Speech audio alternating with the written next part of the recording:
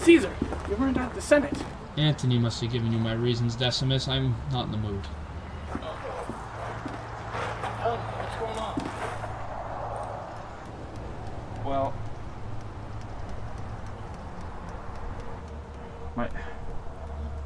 my wife had more nightmares. She's having bad omens. I don't know.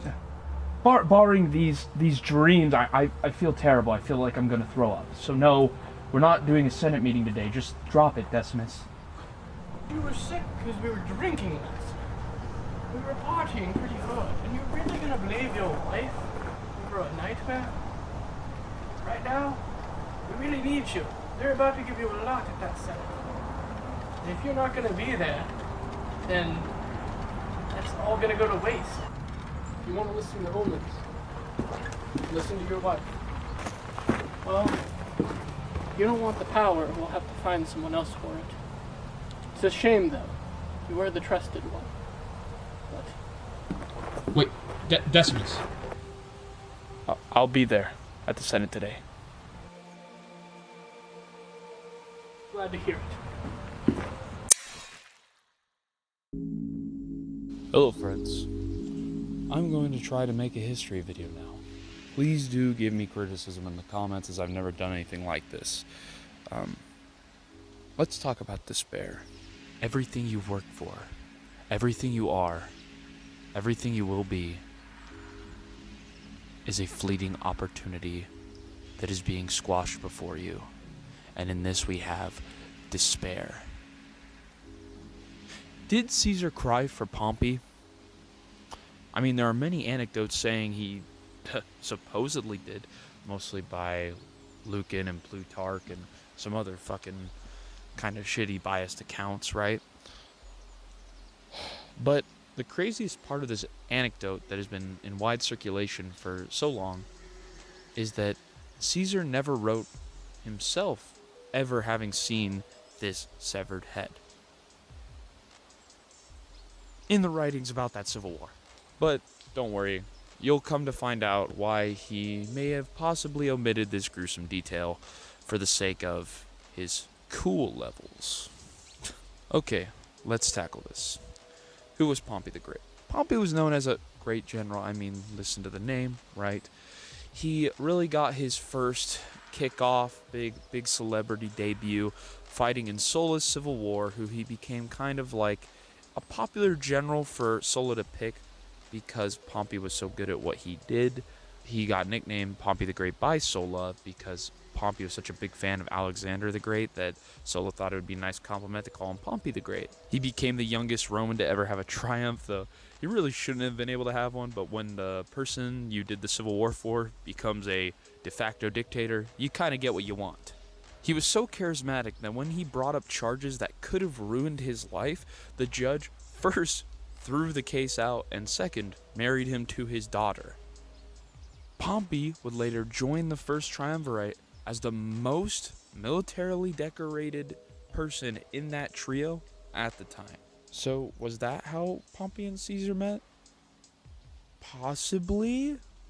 Let's actually go over that. So let's go back a little bit. You see that little civil war mentioned earlier had some actual far-reaching implications for both Caesar and Pompey. Pompey had been on the side of Sulla, and Caesar's aunt had been married to the man on the other side of that civil war, Marius. Caesar, in 84 BCE, would then marry a friend of Marius's daughter when he was 16. Then, a year or two later, when Sulla took control of Rome, he ordered that Caesar divorce his then wife. Caesar refused. Whether for religious reasons, political reasons, it's kind of hard to understand. But for whatever reason, he refused the dictator and would go on to enlist in the military and go on a campaign outside of Rome until Sulla's death in 78 BCE, where he would then make his return. So what about Pompey? 6 years Caesar's senior and long ally of Sulla. This probably doesn't bode well for their early relationship, but that would be if Sulla and Pompey got along after he installed himself as dictator. Take one. Simply put, The relationship between Pompey and Sulla had slowly deteriorated ever since Sulla took power, mostly because Pompey was a much more decorated, younger version of Sulla, also actually charismatic and not just killing every single person that ever rose against him. So by the time Sulla died, he kind of slighted Pompey by giving him nothing. All of his other friends got something except Pompey, which really showed Pompey where him and his old dictator friend stood. God damn, that was close. Stood. Suffice it to say, Caesar and Pompey weren't necessarily enemies by the first time they collaborated. Now, supposedly in 72 to 71 BCE, Pompey and Caesar collaborated, mostly to undo constitutional reforms done by Sulla while Pompey was in consulship. Now, whether this is true or not, it's hard to say. The only source I could find for this was San Jose University Caesarian timeline, so take it with a grain of salt. But it very much could have happened. And honestly, though, the only true evidence I can find, and please forgive me if I'm incorrect, is the first triumvirate. Really, they probably have heard of each other, but they definitely met at the first triumvirate, most likely. I mean, of course they knew each other. I mean, Pompey the Great, allied with Crassus, destroyed Spartacus, had an instrumental part to play in the Civil War, co-consulship at 36. I mean, goddamn, what a resume. Like, there's no way Caesar hadn't heard of him. I mean, Caesar, the one who raised a private army to fight the king of Pontus, that's fucking crazy. And also had a lot of charm and talent as a general already, and he was young. Probably reminded Pompey of himself in some ways, you know? So there was definitely, like, if not friendship, there was definitely, like, an accord struck, like, not just from the first triumvirate, from mutual respect, right? So, how did we get here? That's a good question that we will be answering. But first, we need to kind of talk about the Civil War. So basically, the first triumvirate was a thing, and think of it like this. Eventually, with a bunch of cascading dominoes, a new civil war happened between, you know, Pompey, the traditional government, and then Caesar and his legions, is the simple way to think about it. But I'll go into more detail. Let's cut to the whiteboard. All right, so I'm going to give you just kind of a little mini summary of what was going on with the whole war between Pompey and Caesar, because we haven't even gotten to the main part of this video, and I feel like we've already had a ton of build-up. So I got this little whiteboard for you, and I got my grandpa's family heirloom to help us dissect this war. Just a little bit, just a little quick summary. Caesar did a bunch of conquering in this area, Cisalpine Gaul. May have spelled Cisalpine wrong. My apologies if so. The Senate. These guys down here in this little Senate building, I don't know if you can see that, but basically the Senate gave Caesar an ultimatum. The Senate tells Caesar, if you cross the Rubicon, which is basically just a river that divides Rome and Cisalpine Gaul, if you cross the Rubicon, you'll be considered an enemy of your own country. Which is fucking crazy. Knowing that if he went down there, he'd most likely be tried in court without impunity because his governorship would be removed, which means they could try him to the full extent of the law, which means probably execution, exile at the very least. And with Pompey acting as sole consul down here in Rome, it kind of became a slight confrontation. But really, this is what happened.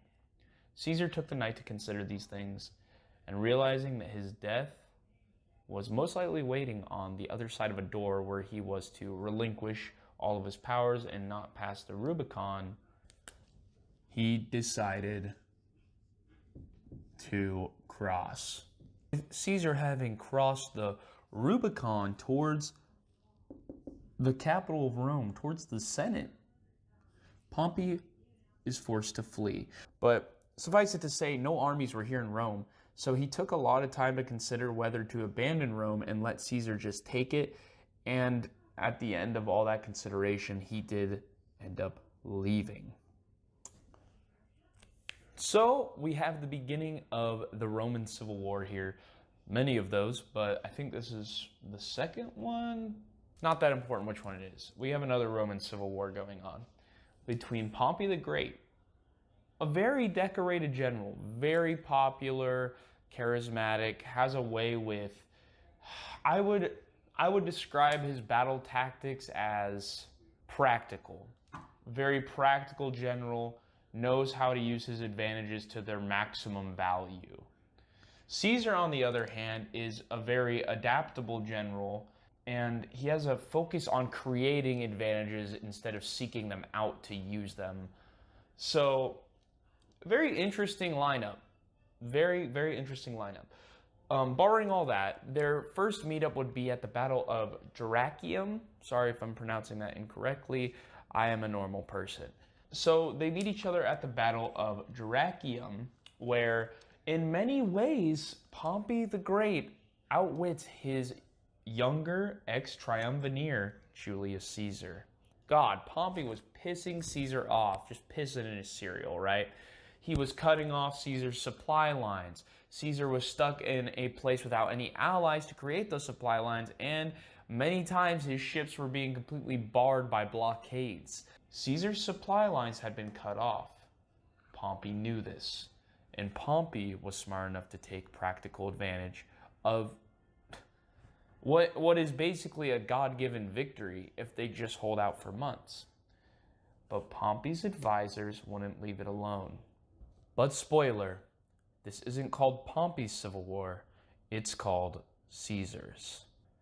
See, Pompey's quick reactions to Caesar's engineering tactics created a tough enemy to meet. Not even considering the fact that Pompey continued to cut off Caesar's supply lines, practically starving his army into mutiny, this would not do.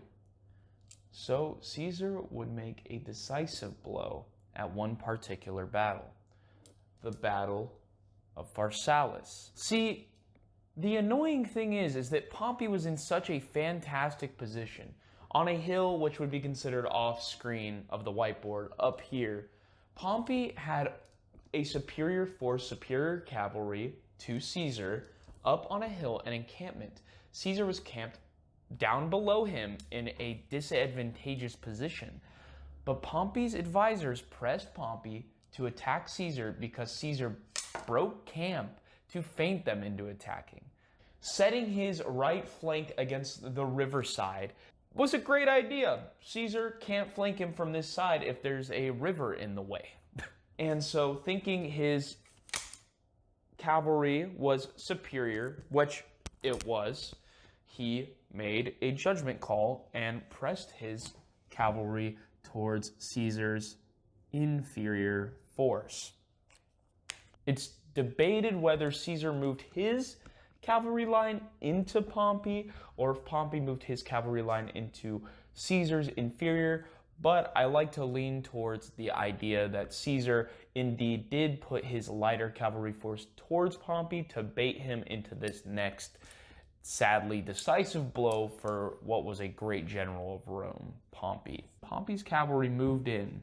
Cavalry on Caesar's side retreated back, and it looked like Pompey's cavalry was destroying them, but really they were retreating into Caesar's secret line of infantry back here that he had hidden behind the rest of his army. Something else to add is that Pompey was under the assumption that Caesar was using normal infantry force, which he was.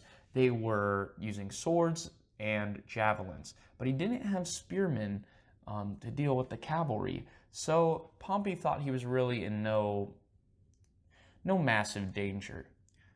But Caesar changed his infantry hiding in this back line to use their javelins, a secondary throwing spear-like weapon. So when Pompey's cavalry moved in, this infantry routed them, and they were forced back into their own line, and eventually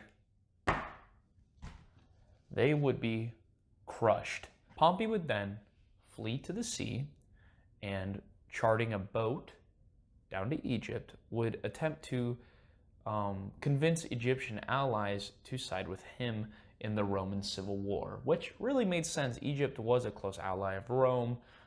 It was said by many people within the Senate that Pompey did not have an eye for politics, that he was a general and a general was all he was. I think this is a false interpretation of Pompey, but I do think he was easily convinced of ideas and concept by his peers when they really weren't the best options or choices at the time. But Pompey getting aboard this boat would seal his life.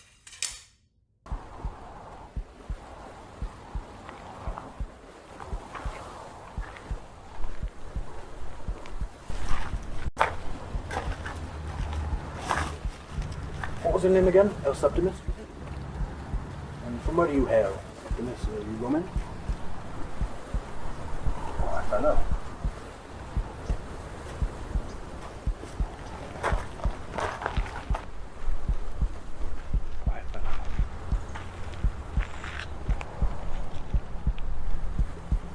Oh, Arterius! Land is ahead! Egypt!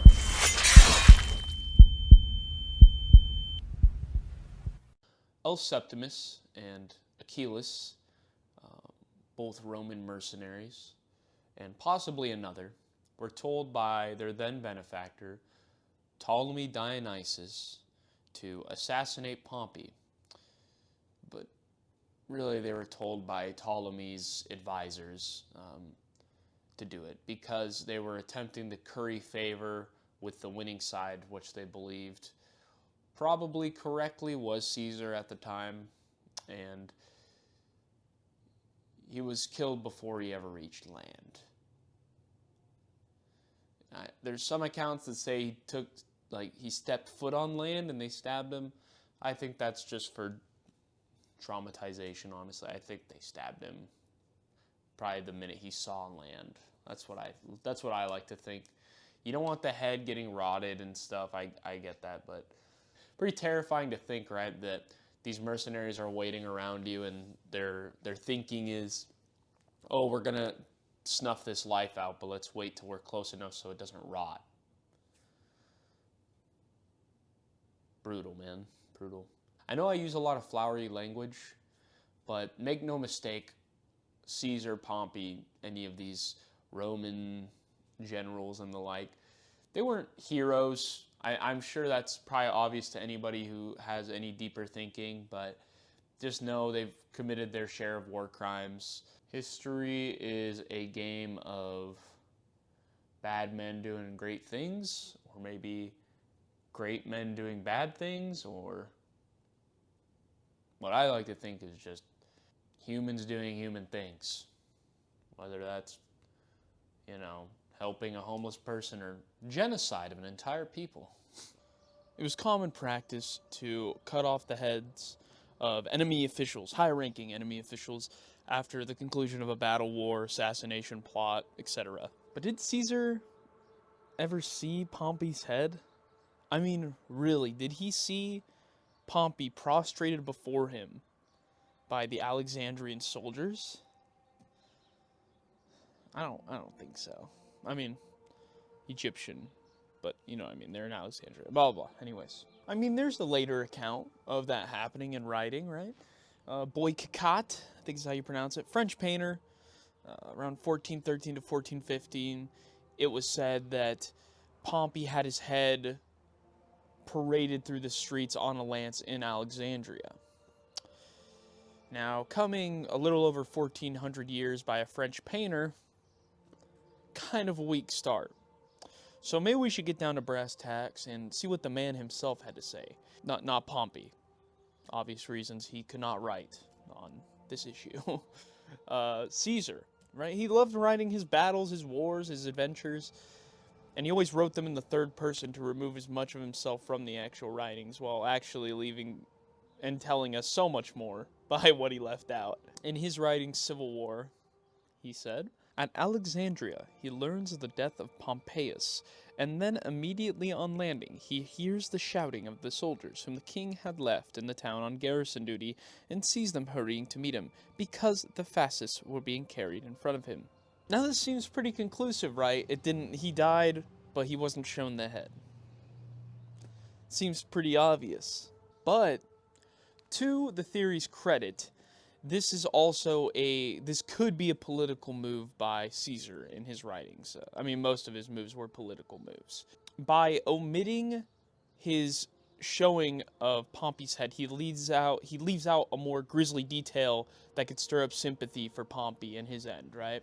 And also avoid talks of people saying that Caesar had this villainous plot set up.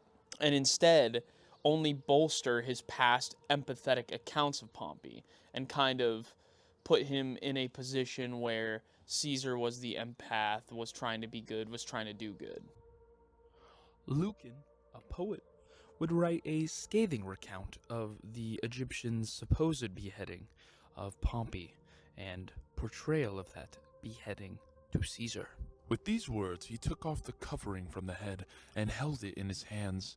By now, the features relaxed by death had changed the aspect of that familiar face. When Caesar first saw it, he did not condemn the gift, nor turn away.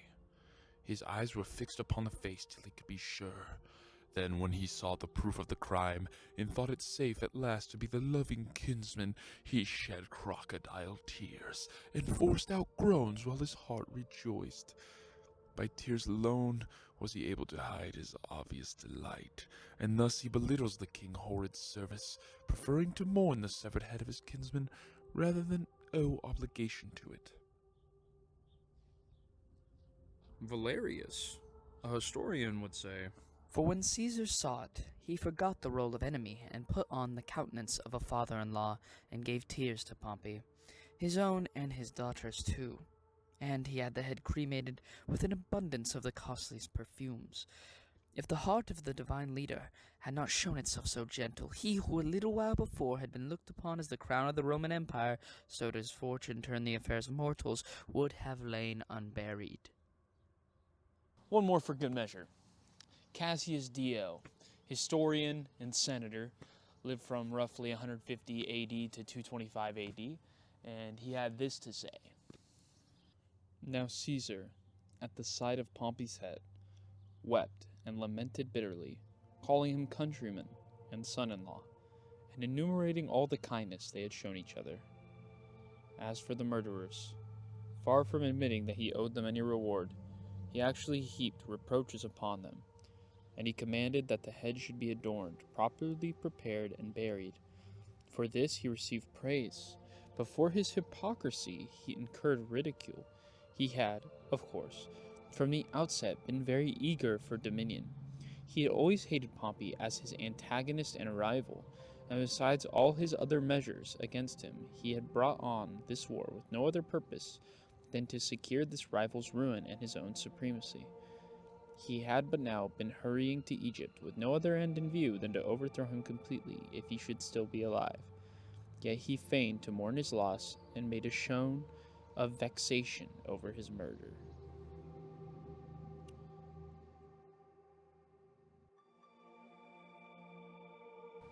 At the end of it all, what do we make of these anecdotes? I think obviously we can all acknowledge they're heavily biased and all stated so far after the fact that it's really hard to decide what one is fact, what one is fiction, and what one is just repeated fiction. Most of them seem like repeated fiction, ideas retold through history, with some opinions having more nuance as they were closer to the actual events that transpired. Caesar was a tyrant, a saint, a devil, a god. But Caesar was a man, you know? And that's all these writings really show any of us, is just that he was a dude that wanted power. And he killed his rival for it. Now, personally, this is what I like to think. From all this video, all the anecdotes, all of my own personal research. This is what I like to believe personally. And take that with a grain of salt. I'm not a historian. I think Caesar did like Pompey. Honestly, I think Caesar did like Pompey. I think Caesar liked power more. I think Caesar liked to rule more. He liked his assets more than he liked his friend. And Pompey was much the same. Senior, in so many ways just like young Julius. In so many ways like older Julius. I think Caesar had a moment to himself alone in his private domicile, probably soon after he found out about the death of Pompey. I don't think he wept,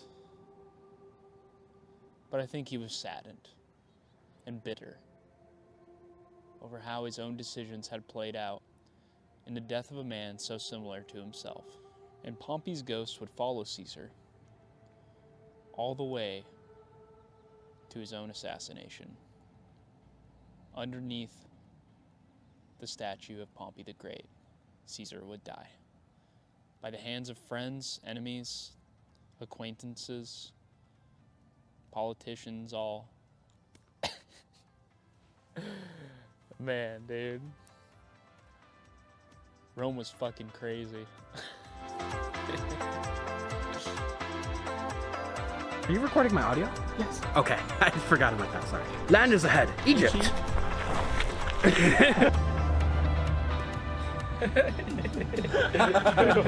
I know, it's kind of tough, honestly. I don't blame you. Oh my god! Alright. One more. Nice. Oh. I think I got it. Just call it. That's good.